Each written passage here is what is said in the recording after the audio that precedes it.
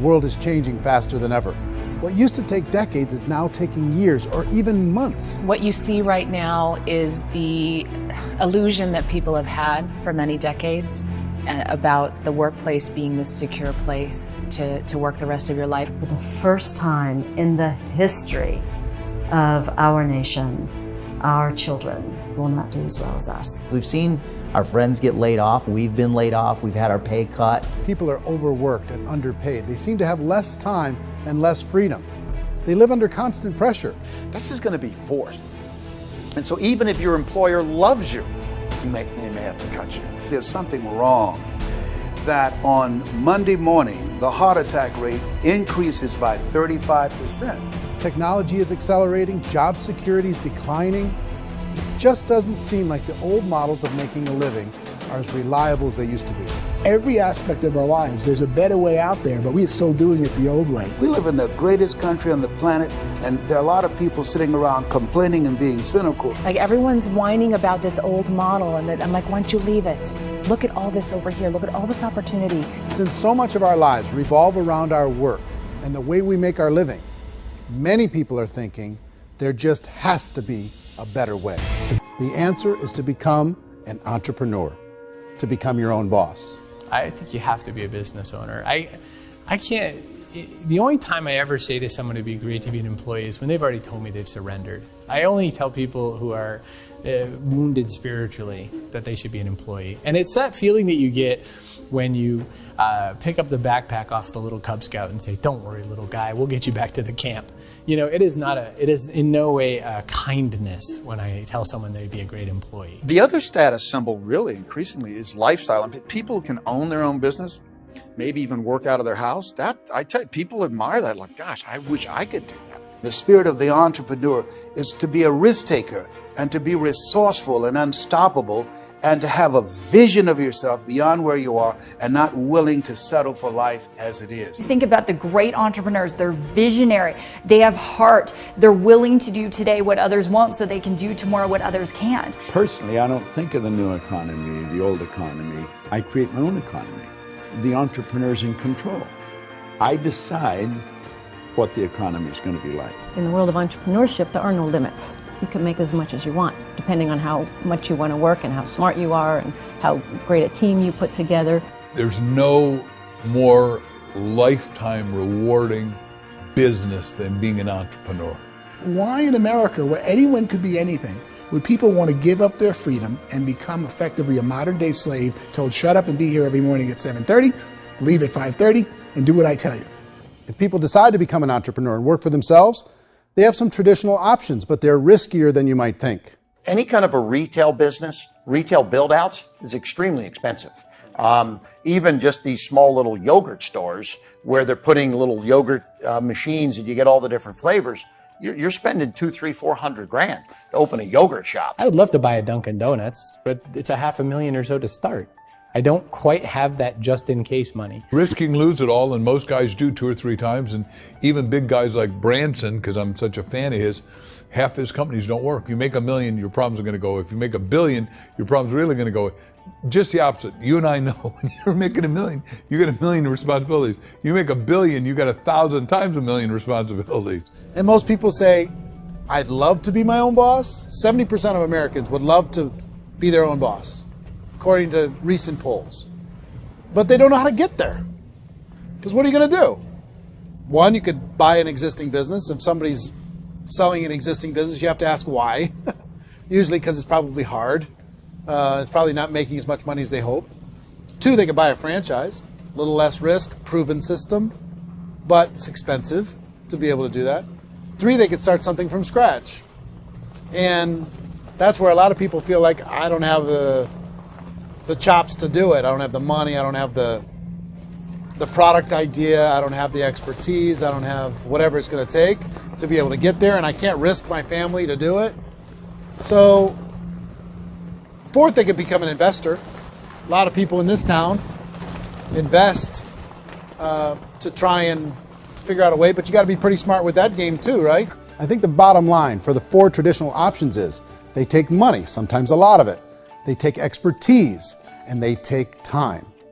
All of that adds up to just too much risk for most people. I bought a business from somebody else and it was a lot of work. And you start wondering, what did I just buy? Because I guess ultimately I own your email list and I just overpaid for it. People that start their own business, they spend a lot of money, they spend a lot of time, a lot of effort to get things started.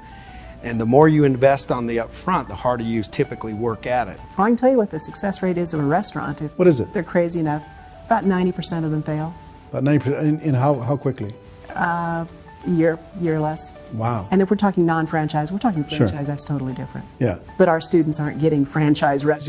You got to invest big money. Exactly. And with someone like McDonald's, you've had to work with the company for a long period of time, really know the To even have a chance of investing $1 million. have a chance, and it's a slim chance. What if there was a way that you had all the proven aspects, the comfort aspects, and you could still control your own life? What if there was both? In other words, you didn't have to create everything from scratch. You didn't have to be a super leader.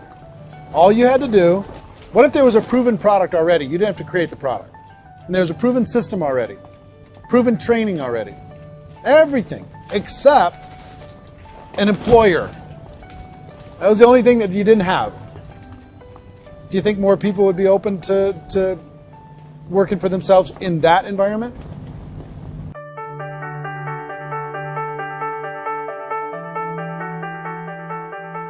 In our search for a better way to make a living, we've come to the conclusion that becoming an entrepreneur is actually safer than being an employee.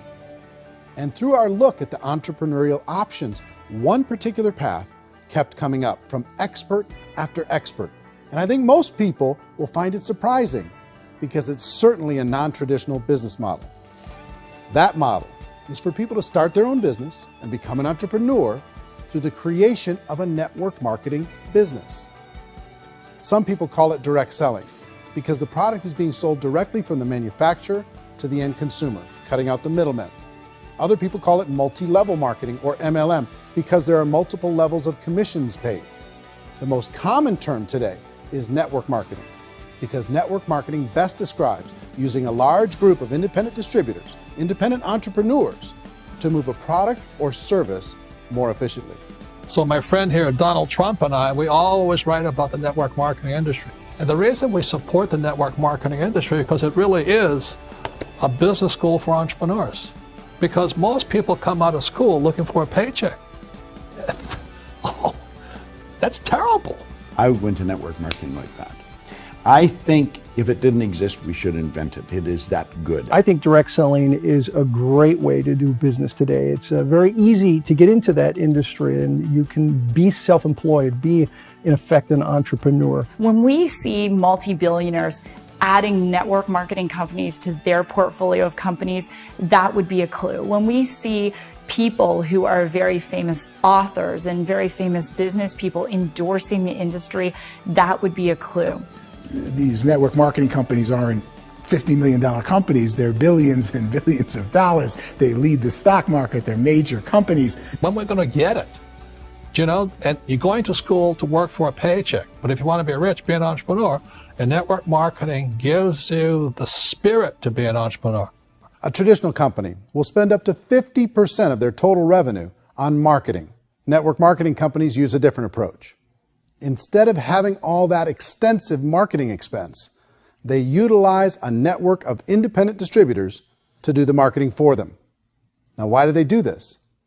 First, because word-of-mouth advertising is so much more effective today than traditional media advertising. Second, some products need to be explained or demonstrated, and an independent salesperson can do that more effectively than an ad campaign. Third, it's completely efficient. The company only pays for the marketing of their product if a sale happens and not before. Imagine if Amazon allowed you to become an independent distributor and paid out 40% of its revenue to that distributor group. All you had to do as a distributor was recommend a product, and if a person bought it on Amazon, Amazon would take care of all the logistics, and you'd get paid for bringing the customer. Now imagine you got paid for every purchase that customer made for the rest of their lives. Well, Amazon doesn't offer this option, but network marketing companies do. 85% of all buying decisions in our society are made as a result of word of mouth or reputation. We're recommending things to each other all the time. You know, who's your dentist? Who's your doctor? Who's your lawyer? What detergent, are you using? What legal system are you using? What product are you using? We're talking to each other about the things that we love anyway. When you go into a big box retailer, you're lucky if the clerk looks you in the eye, much less gives you any detailed or accurate information about what you're purchasing. So of course, this personal information, this education coming from a friend, a neighbor, a relative, or even a stranger, but one who has experience with the product is extraordinarily valuable. As a matter of fact, network marketing can educate consumers probably better than any other form of marketing. It certainly can do better than advertising, because advertising usually has a certain hype to it and you can only get limited information. So, network marketing trumps advertising. These companies allow people to become independent distributors for extremely low cost and with no minimum time or sales quota. Essentially, they own their own business and can provide as much or as little sales as they choose. In other words, the distributor gets all the benefits of traditional business ownership without the risk. The advantage of network marketing is the ease of entry, the low risk, and the low startup cost, because almost everything else has very high risk. You can get in for a minimal investment. You're buying into a system that's already been proven, products or services that have been proven to work. The keys to network marketing is providing an opportunity for the masses to get involved, providing an opportunity for the average person who doesn't have the resources to start their own business. Network marketing is the only industry that doesn't say your past determines your future.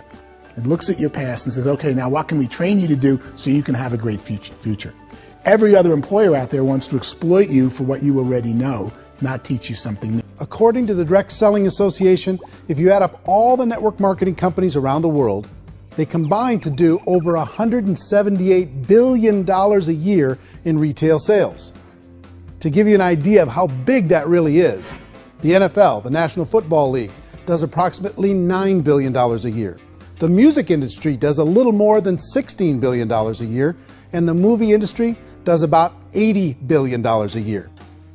Using a conservative average, network marketing companies pay their distributors about 40% of that $178 billion in the form of commissions, which adds up to more than $71 billion a year. That's almost $6 billion a month. It's almost $200 million in commissions every single day. So it's certainly working, and people are making serious money in network marketing. With the growth of the direct selling industry over the last 10, 15, 20 years, we've seen a broader understanding of the channel. We have seen more and more people getting involved in the business, so our penetration in the marketplace has increased, and thus the understanding in the marketplace of who we are has increased. And we've seen non-direct selling companies look at the direct selling model and say, something's going on there. People are making money, companies are being profitable, individuals are being motivated, product is being delivered to market. Maybe we should explore this. Some people think only the people at the top make money. Well, let's take a look at that as well. In the network marketing profession, there are roughly 500 people in the world who earn over $1 million a year. If you round that number up to $2 million a year, that adds up to about $1 billion a year. That takes the $71 billion paid out each year down to $70 billion. So where does the rest of the money go? The vast majority goes to part-time people making anywhere from a few $100s a month to many thousands of dollars a month. It goes to people who choose to make it a full-time career move and earning even more than that. Every day, people are using the money they earn through network marketing to pay off debt, have more fun, and improve the quality of their lives. Everyone I know in network marketing has been doing that since the 50s. They go to work when they want to go to work. They stop working when they want to take time with their children to have a leisurely breakfast and discuss issues and drive them to school. They go back to work when they get home, wherever they're working out of. The biggest thing that I've seen is people that have become much happier in their life. MLM has probably made more millionaires of more people in more countries, and I've spoken to them in 67 countries than any other single form of business, starting from nothing. If they have a choice between working a job for the next 10 years or working a network marketing business for the next 10 years, the result of working the network marketing business will be better. A lot of people within the industry go on and make this a career, and do extremely well at it. Network marketing has been nothing but good for everyone I know that's been involved with it because they did it seriously and they played full out and they've been very successful. It's been a constant barrage of success stories and people showing off stuff that they got as a result of it. How many people are involved? Approximately 16 million Americans and 96 million people around the world are currently participating in network marketing. And in a recent poll, 82% of those people report a good, very good, or excellent experience with network marketing. So people are happy. You've got young people today that have grown up with social media, and they understand networks. They understand how people are connected through technology, and they understand how money flows through those networks. So when they see network marketing, they don't see it the way their parents saw it. This is the day of being virtual, being able to run a business from your mobile phone. I mean, it's incredible. So if you're considering getting involved in a network marketing company, let me offer you just a few pieces of advice. First, network marketing isn't perfect. It's emotional, it's challenging. Like any entrepreneurial venture, it can have its up days and its down days. But if you have an entrepreneurial bone in your body, it's just better. Second, if you're going to do it, decide to be professional. Decide to go pro. It's better to do that than just be this amateur sticking your toe in the water. Third, as any professional, you're going to have to learn some new skills. And I promise you, inside of the network marketing profession, they're not too difficult to learn. Fourth, like anything worthwhile, it's going to take some time. Don't expect that you're going to get to the finish line right out of the gate. And fifth, it's worth it. It's worth it to be able to take charge of your life again. It's worth it to be able to control your own financial situation. It's worth it for the people you're going to be able to spend time with. It's worth it for the things you're going to be able to see and the experiences you're going to be able to experience. It's worth it for the causes you're going to be able to contribute to, the lives you're going to be able to touch, the customers you're going to be able to help, the friendships you're going to be able to develop. I promise you, it's worth it. Remember, most people are searching for answers just like you are.